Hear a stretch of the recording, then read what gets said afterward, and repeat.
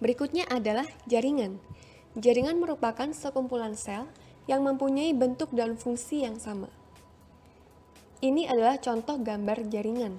Kita bisa lihat, di jaringan ini terdapat banyak sel yang bentuk dan fungsinya sama, membentuk suatu struktur tertentu.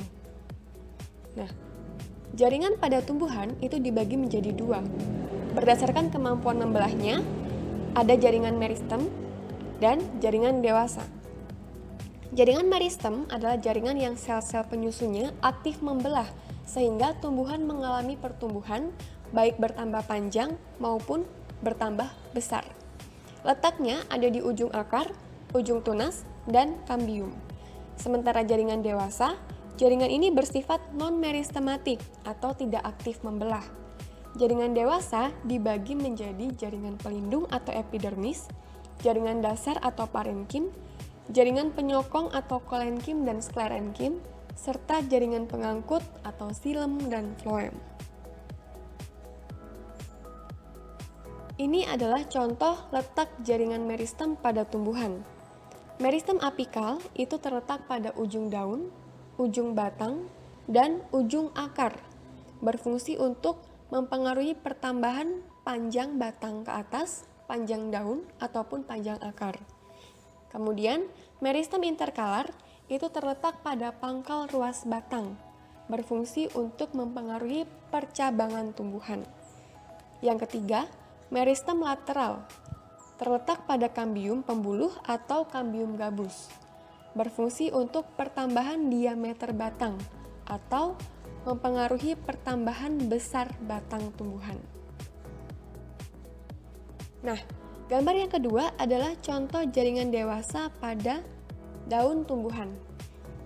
Tadi ada jaringan pelindung, contohnya epidermis. Kita bisa lihat epidermis itu letaknya paling luar, karena dia berfungsi untuk melindungi jaringan di bawahnya. Kemudian ada jaringan pengangkut, yaitu silem dan floem, yang berfungsi untuk mengangkut air dan zat hara, serta hasil fotosintesis ke seluruh tubuh tumbuhan.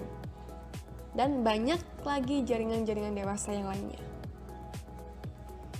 Nah, berikutnya jaringan hewan. Jaringan hewan ini sama seperti jaringan pada tubuh manusia, ya. Ada banyak sekali macamnya.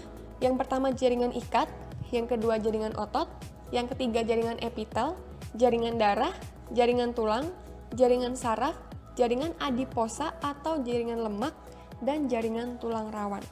Kita bisa lihat ya, bentuk dan fungsinya mereka itu sama.